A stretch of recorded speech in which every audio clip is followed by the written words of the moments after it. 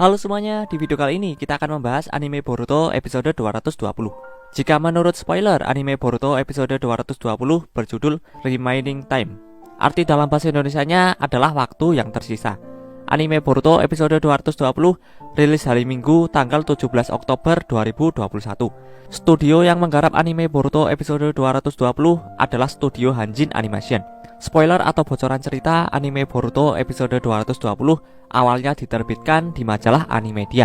Isi spoilernya adalah orang-orang yang telah digores dengan karma oleh anggota klan Otsutsuki secara bertahap memiliki pikiran dan tubuh mereka diambil alih selama transformasi Otsutsuki mereka. Situasi di sekitar Boruto dan transformasi Otsutsukinya cukup serius. Selain itu, mereka perlu mendiskusikan code, siapa pemimpin Kara dan pergerakannya. Ayah Boruto yang merupakan Hokage ke-7, Naruto, menyerukan pertemuan puncak 5 Kage untuk bertemu dengan yang lain dan membicarakan masalah ini. Di antara topiknya adalah perkembangan transformasi Otsutsuki Boruto, yang pada akhirnya akan menjadi situasi dengan tingkat ancaman yang setara dengan kasus Iziki. Jadi, itu menjadi pertanyaan tentang apa yang akan dilakukan jika situasi itu muncul. Bisakah sesuatu dilakukan tentang hal itu? Sama sekali. Kaseka Gegara kemudian bertanya pada Naruto bahwa apakah kamu siap untuk menyerang dan menjatuhkan anakmu sendiri? Sebagai Hokage dan ayah Boruto, apa keputusan Naruto? Itulah spoiler atau bocoran cerita anime Boruto episode 220 yang diterbitkan di majalah Animedia. Berdasarkan spoiler tersebut, anime Boruto episode 220 mengadaptasi komik atau manga Boruto chapter 56 dan chapter 57. Sekarang kita bahas cerita anime Boruto episode 220 berdasarkan manga Boruto chapter 56 dan chapter 57. Manga Boruto chapter 56 dibuka dengan diperlihatkan patung Hokage dan Boruto yang sedang menghadiri wawancara di stasiun TV. Seorang MC mengatakan kepada Boruto untuk tidak terlalu rendah diri. Berkat kecerdikan Boruto yang meminimalisir kerusakan, Boruto telah menyelamatkan desa. Boruto menjelaskan kepada MC tadi kalau dirinya sebenarnya sebagian besar cuma pingsan. MC ini kemudian mempertanyakan mengenai jutsu yang menjatuhkan dan menelan Otsutsuki itu. Boruto kesulitan untuk menjawab pertanyaan MC ini, dan Boruto berharap ini segera selesai. Kemudian beralih ke tempat perawatan Kawaki. Di sini Amado mempertanyakan kepada Kawaki mengenai masalah dengan lengan barunya selama seminggu ini. Kawaki menjawab tidak ada, dan tangan ini seperti tangan yang dulu. Katasuke sangat heran dengan tangan Kawaki yang kembali seperti semula dengan cepat dan tanpa tanda penolakan. Amado menjelaskan karena itu dibuat dari sel asli miliknya sendiri. Itu cuma salah satu suku cadang yang kubuat sebelum aku datang ke sini. Ini tak akan bisa jika hanya manusia biasa dan seluruh tubuhnya bukan alat sains ninja. Sambil memegang jarum suntik, Sumire mengatakan kepada Kawaki, "Maaf, Kawaki, ini akan sedikit sakit." Kawaki menjawab, "Kau tahu sendiri, aku bukan bocah cengeng. Kau tak perlu terus mengatakan apapun. Lakukan saja yang harus kau lakukan." Sumire lalu meminta maaf. Amado kemudian mengatakan, "Hentikan sikapmu itu, Kawaki. Tunjukkanlah terima kasih kepada perawatmu." Sumire itu brilian dan belajar dengan cepat. "Aku akan dalam kesulitan kalau kau mengusirnya." Kawaki membalas perkataan Amado bahwa, "Bagaimana dengan sikapmu, Amado? Sok memerintah dan memiliki asisten.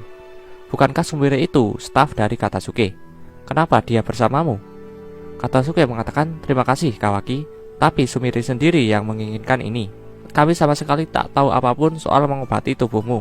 Akan sangat membantu memiliki anggota tambahan di tim pengobatanmu." Sumire lalu mengatakan, "Aku masih cuma tahu dasarnya saja. Tapi kau tak perlu khawatir mulai dari sekarang. Tentu saja menghindari dirimu terluka itu juga membantu. Lagi pula kau selalu bersama dengan Boruto. Jadi aku bisa menanyakan padamu soal dirinya." Kawaki mengatakan kepada Sumire, "Sebentar, kau suka dengan Boruto ya?" Sumire langsung terkejut dan malu setelah mendengar perkataan Kawaki. Sumire berharap kepada Kawaki kalau ini jadi rahasia kita saja. Katasuke tertawa dan mengatakan, "Walau itu sudah terlihat jelas." Kawaki kemudian mengenakan jaket tanpa lengannya dan mengatakan, "Terserahlah, itu tak penting bagiku, selama kau bisa melakukan pekerjaanmu." Amado mengatakan kepada Kawaki bahwa kemajuan yang bagus. "Aku tak menduga akan ada masalah dengan tanganmu. Tapi jangan lupa cek rutin. Kembalilah minggu depan." Kawaki mengatakan, "Ya, boleh aku pergi sekarang?" Saat Kawaki berjalan keluar, Amado memanggil Kawaki. Kawaki berhenti dan akan mendengarkan perkataan Amado. Namun Amado mengatakan, tak apa, kita lakukan lain kali saja. Kawaki melirik ke arah Amado dan mengatakan, terserah. Kawaki kembali berjalan dan meninggalkan ruangannya. Sumire bingung dan penasaran dengan maksud dari Amado. Beralih ke acara TV Boruto. Di sini MC mengatakan, sayangnya sepertinya waktu kita habis. Semuanya tolong beri tepuk tangan yang meriah untuk pahlawan cilik perkasa kita yang telah menyelamatkan desa, Uzumaki Boruto. Boruto tertawa malu dan mengatakan, sudahlah. Sementara itu, Sarada, Mitsuki, Shikadai, Inojin, dan Chocho sedang duduk di sofa sambil menonton acara wawancara Boruto di TV. Sarada mengatakan, yang benar saja Boruto, bersikap sok begitu. Shikadai mengatakan, sudahlah Sarada, dia memasang taman berani, tapi dialah yang paling depresi di antara kita. Sarada lalu mengatakan, mereka merahasiakan soal karma dan dirinya yang mengamuk untuk menghindari kepanikan massal. Dan dia tak bisa pergi dalam misi karena itu terlalu berbahaya. Shikadai mengatakan, dia diam-diam terus diawasi selama 24 jam. Menurutku itu adalah tekanan yang berat. Sarada mengatakan, ya, tapi aturan tak ada misi itu juga berlaku untuk kita. Kita tak punya tim 3 orang tanpanya. Jadi tim 7 berada dalam hiatus sampai waktu tak ditentukan. Shikadai mengatakan, ya, itu adalah keputusan ayahku. Apakah perlakuan pahlawan ini dan mengarahkannya di media adalah cara ayahku untuk mencoba menghiburnya? Tapi ini sungguh aneh. Chocho mengatakan, bagaimana? Kenapa? Tak perlu harus mengambil misi dan bisa masuk TV, itu keren. Inojin lalu mengatakan, biasanya kau berkata begitu di situasi ini. Ini sebabnya kau gendut. Chocho kemudian memegang pipi Inojin dan mengatakan, apa? Memang apa hubungannya berat badanku dengan itu? Sarada mengatakan, jangan salah sangka. Aku tak menyalahkan Boruto, tapi ini cuma terlalu sulit untuk dipahami begitu saja. Apa yang akan terjadi selanjutnya? Mitsuki mengatakan, ya, setidaknya soal karma Boruto, mereka tak bisa hanya diam saja dan tak melakukan apa-apa. Mereka pasti harus lebih proaktif. Mungkin Tuan Shikamaru punya suatu ide. Shikadai mengatakan, kuharap iya. Kemudian beralih ke patung Hokage. Boruto sedang melamun di atas patung Hokage ke-7. Boruto melihat ke bawah dan di bawah ada 2 anak perempuan penggemar Boruto. Boruto melambai ke arah mereka. Boruto kemudian melihat segel karma di telapak tangan kanannya. Kemudian langsung menurunkan tangannya. Boruto bermaksud menyembunyikan segel ini terhadap orang-orang.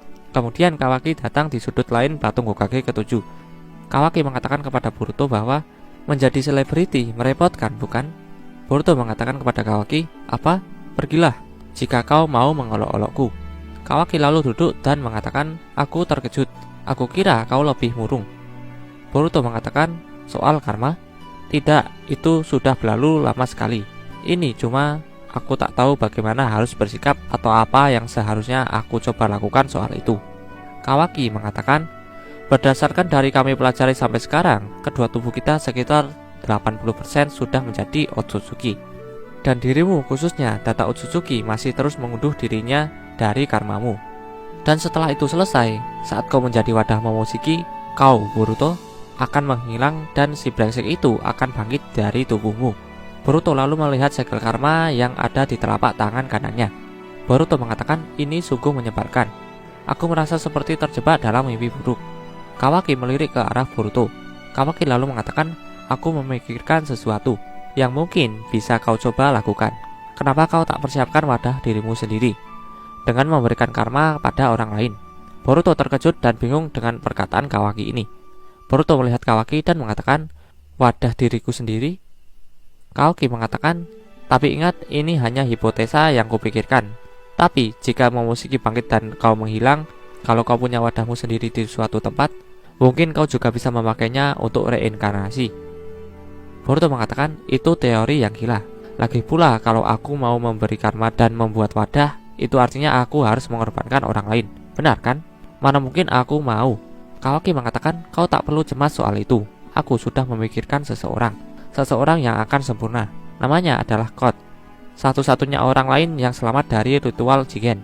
Sementara itu di sudut pandang Kot sedang berjalan di tengah hujan salju. Kemudian beralih ke tempat Naruto, Amado, dan Shikamaru.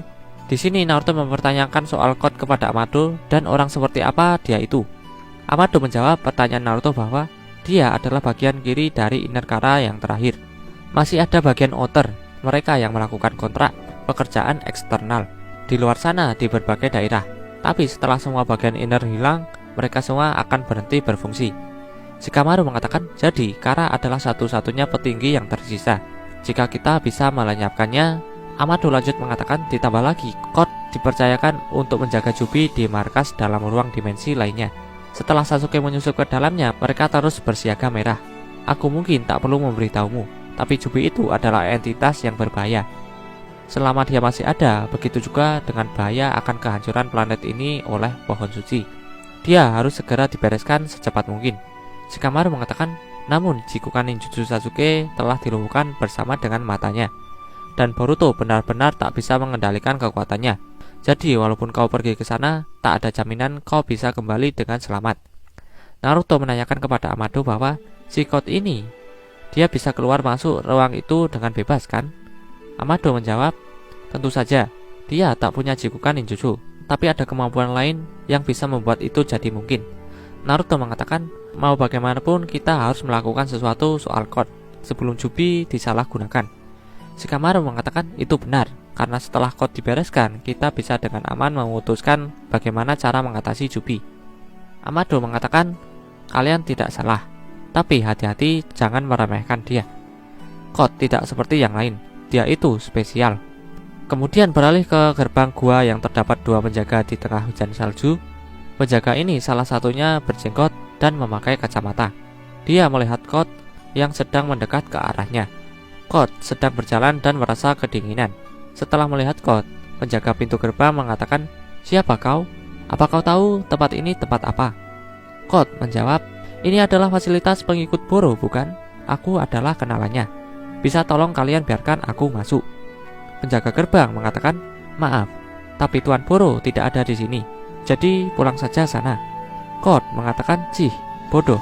Mau bagaimana lagi? Kau pasti bodoh jika mau menjadi penjaga gerbang di tempat terpencil dingin ini. Code mengatakan hal itu sambil jari-jari tangan Code membentuk cakar. Penjaga gerbang berjenggot sangat kesal dan mengatakan kepada Code, berhenti, ini peringatan terakhir. Code lalu mengatakan, ya, sebelum kalian mati. Setelah Code menuju ke fasilitas pengikut Boro dan bertemu dengan para penjaga gerbang di tengah hujan salju, adegan kemudian beralih ke Boruto dan Kawaki di atas patung Hokage ke-7. Di sini Boruto menanyakan kepada Kawaki mengenai maksud dari ritual Jigen. Kawaki menjawab pertanyaan Boruto bahwa, ingat apa yang kukatakan padamu soal saat aku pertama dibawa Kara. Itu adalah ritual untuk menyeleksi kandidat wadah Otsutsuki. Banyak anak yang diberi karma, dan mereka yang tidak cocok akan kejang-kejang dan mati. Hanya ada 2 dari kami yang tersisa saat sampai di giliranku. Aku berhasil selamat saat Jigen memberiku karma. Ternyata aku cocok. Seperti yang kukatakan, setelah itu aku pingsan dan dipindahkan ke tempat lain. Jadi aku tak melihat apa yang terjadi setelahnya. Tapi tampaknya Jigen juga memberi anak terakhir itu dengan karma. Tapi dia gagal. Sama seperti anak lain yang mati, tubuhnya mulai gemetar dan kejang-kejang. Dia tak bisa menjadi wadah. Namun entah kenapa dia tidak mati. Dia selamat. Sama sepertiku, dia cocok dengan karma. Kemudian beralih ke Code yang sedang berada di depan gerbang fasilitas pengikut Boro. Code mengaktifkan karma putihnya. Lalu Code langsung melaju ke arah 2 penjaga gerbang dengan tangan Code yang sudah membentuk cakar. Kedua penjaga gerbang pun bersiap menyerang. Tangan mereka ternyata adalah senjata Sage Ninja, mirip dengan Karo. Kedua penjaga ini menembaki Code dengan senjata ilmiah ninja yang ada pada tangannya. Code kemudian menggunakan jutsu istimewanya. Jutsu Code mengeluarkan benda semacam sabuk hitam dan mengarah ke bawah penjaga gerbang. Code berhasil selamat dari serangan tembakan penjaga gerbang. Penjaga gerbang terkejut dengan Code yang tiba-tiba menghilang. Mereka juga kebingungan dengan sabuk hitam yang ada di bawahnya. Kemudian Code muncul dari sabuk hitam ini dan berada di belakang penjaga gerbang berjenggot. Penjaga gerbang satunya yang memakai penutup mulut berusaha memperingatkan penjaga gerbang berjenggot kalau musuh ada di belakangnya. Namun Code langsung menusuk penjaga gerbang berjenggot menggunakan cakarnya. Lalu penjaga gerbang yang memakai masker menembaki Code menggunakan senjata ilmiah ninja. Namun Code melindungi dirinya menggunakan tubuh penjaga gerbang berjenggot. Kemudian Code mengalungkan sabuk hitam ke penjaga gerbang yang memakai masker. Penjaga gerbang ini terkejut dengan sabuk hitam yang tiba-tiba melilit tubuhnya. sabuk hitam yang melilit penjaga gerbang bermasker kemudian memunculkan cakar. Cakar ini adalah cakar dari tangan Code. Code memasukkan jari tangan cakarnya ke dalam sabuk hitam di bawahnya. Kemudian cakar Code muncul di sabuk hitam yang melilit penjaga gerbang bermasker. Penjaga gerbang bermasker kesakitan karena ini seperti ditusuk secara langsung oleh cakar Code. Sabuk hitam Code terhubung dalam satu dimensi. Code lalu mengatakan, "Kalian sudah bekerja dengan keras. Sekarang istirahatlah." Penjaga gerbang bermasker mengatakan, "Tidak, jangan."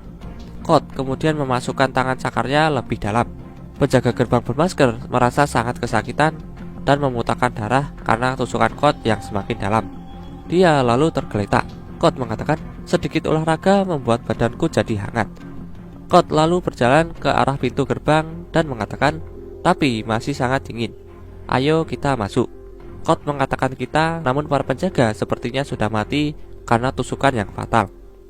Beralih ke tempat Naruto, Shikamaru, dan Amado. Di sini Shikamaru mengatakan dia tak bisa dipakai sebagai wadah, tapi karmanya tidak hilang. Apakah itu bisa? Amado menjawab pertanyaan Shikamaru bahwa itu memang kasus langka, tapi itulah kenyataannya. Dia selamat, dan akibatnya tubuhnya masih memiliki aspek karma sebagai senjata. Naruto mengatakan kita tak tahu apa yang membuat seseorang jadi cocok. Jadi apapun bisa terjadi di dalam kasus ini. Amado mengatakan tepat. Masih banyak yang tak kita ketahui soal karma dan reaksi yang terjadi di tubuh Code. Itu cukup luar biasa. Kemampuan tempurnya sendiri bahkan melebihi Jigen. Hampir semua anggota Kara tubuhnya telah dimodifikasi untuk memperkuatnya. Tapi berbeda dengan Code. Dia punya limiter yang dipasang untuk menahan kekuatannya yang sangat besar, untuk menghindari ketumpangan posisi Jigen sebagai ketua. Shikamaru mengatakan intinya dia sengaja melemahkan dirinya demi Jigen. Apa dia tidak waras?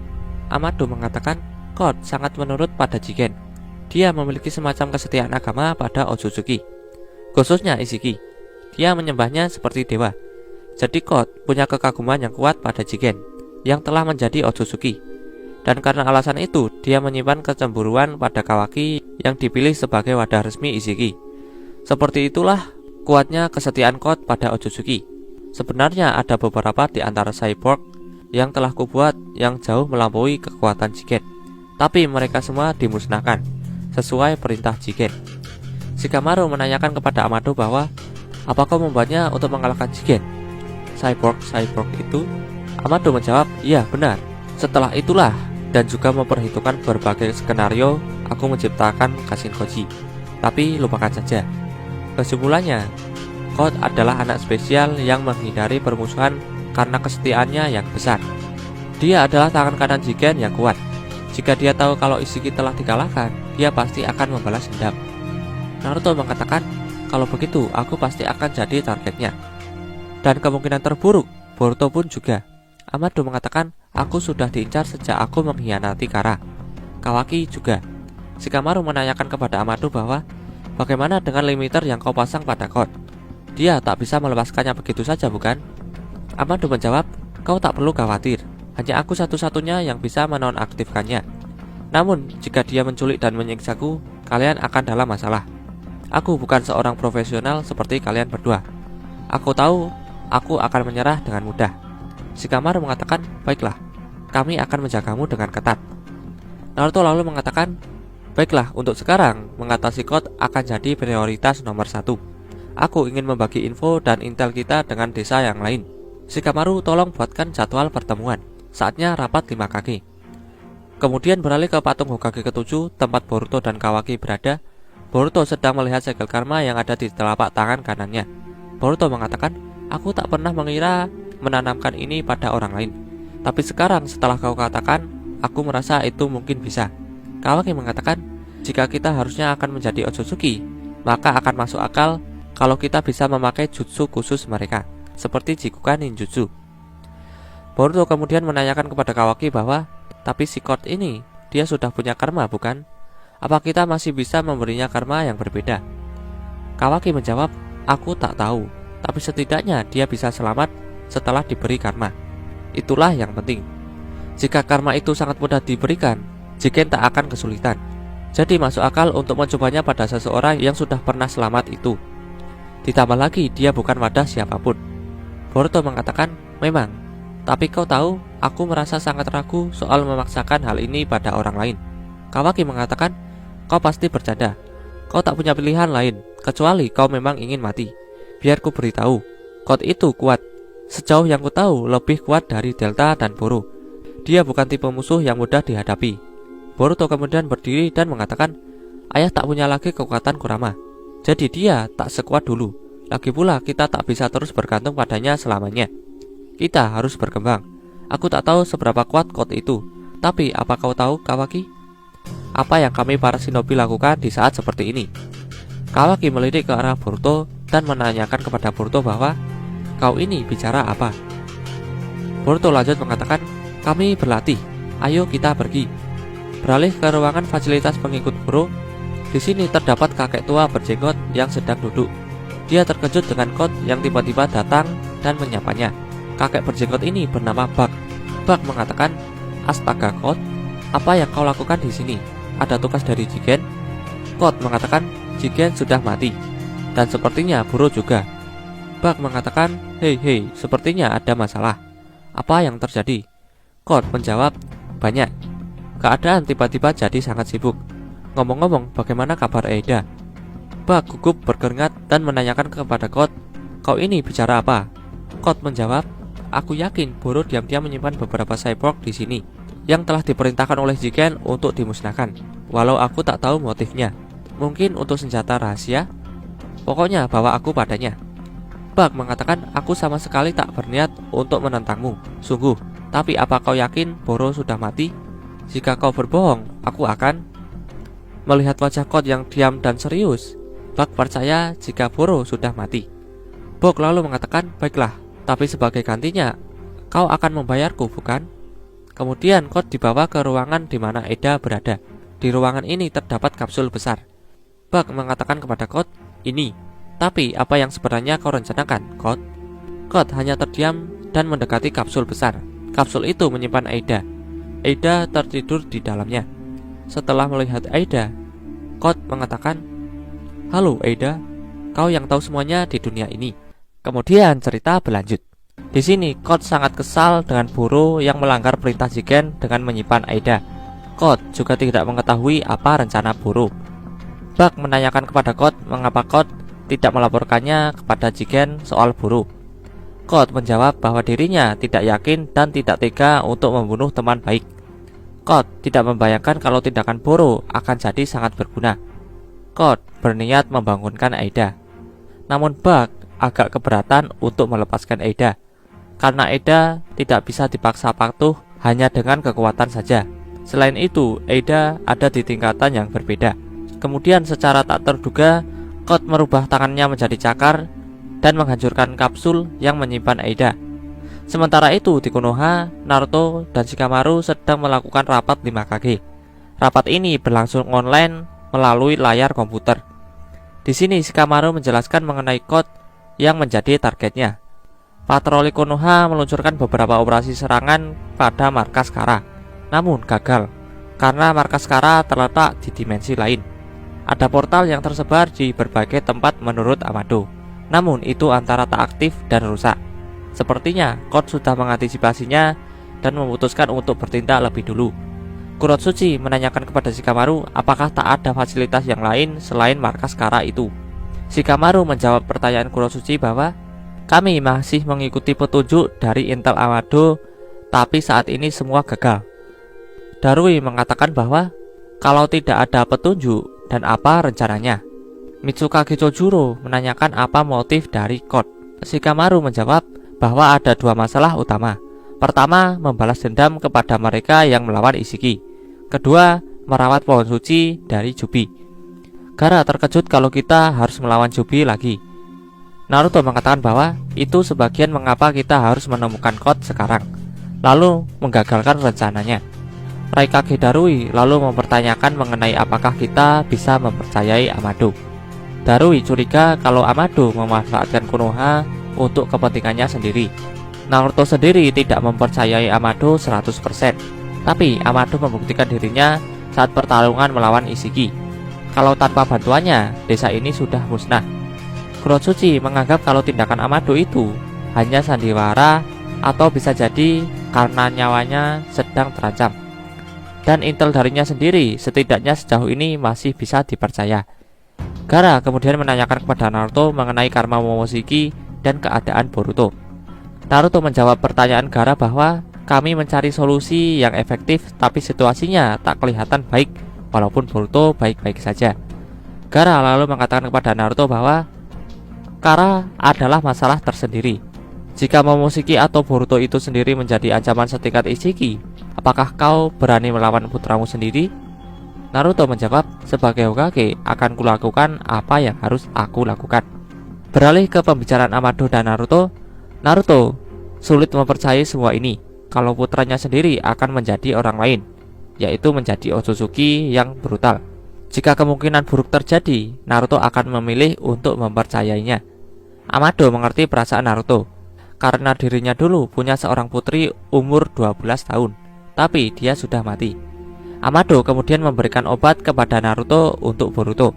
Obat ini adalah obat untuk melemahkan kekuatan Byakugan. Amado menjelaskan, dengan melemahkan Byakugan mungkin akan mempengaruhi batas Otsutsukifikasi sel Boruto.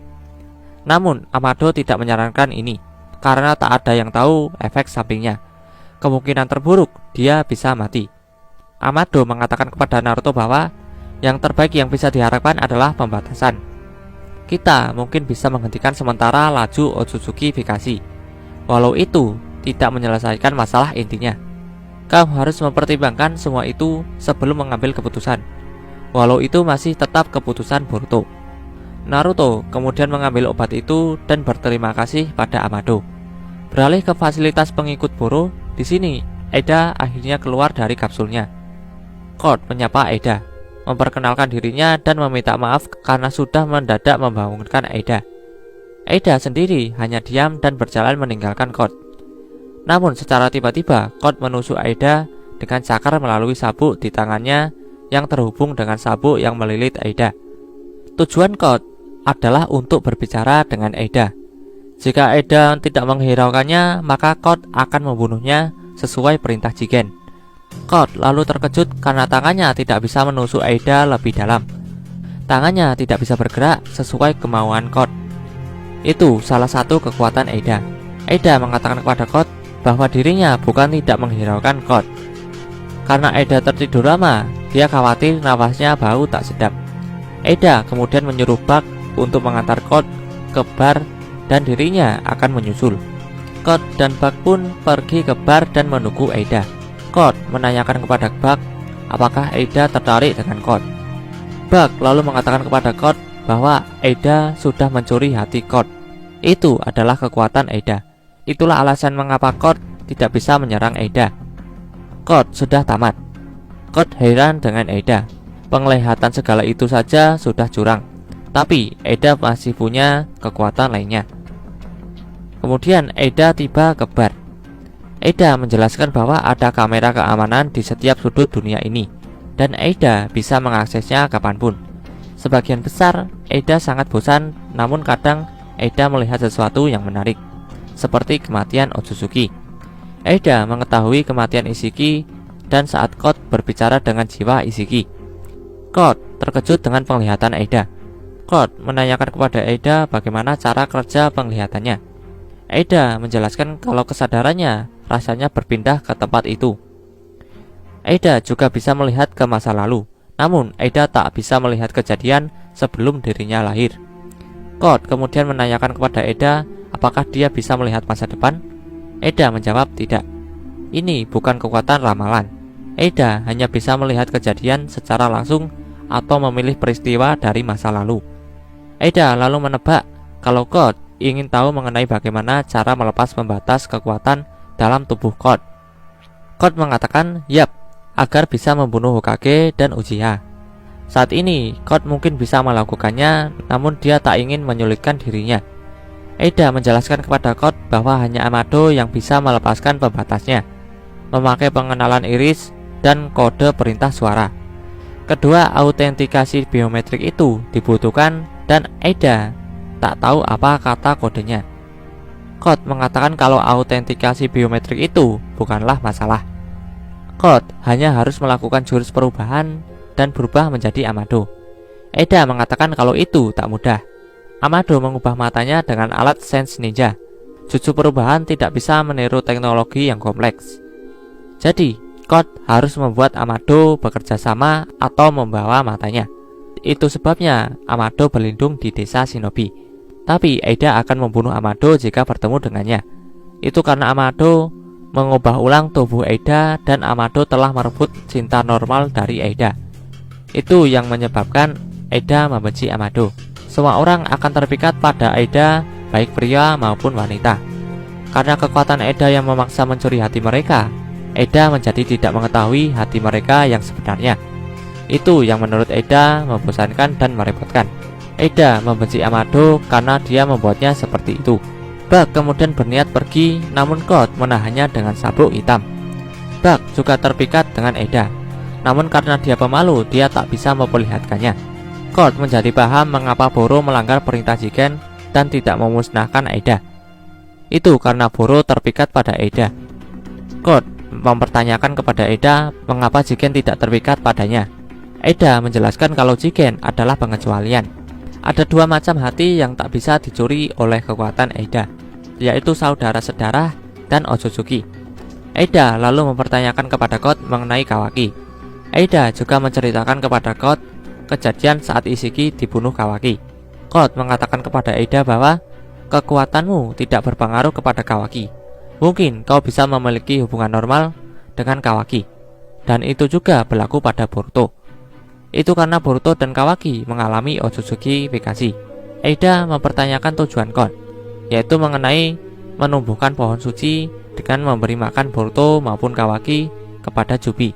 Code menanyakan kepada Eda bahwa apa tidak masalah jika kau harus kehilangan satu pangeranmu.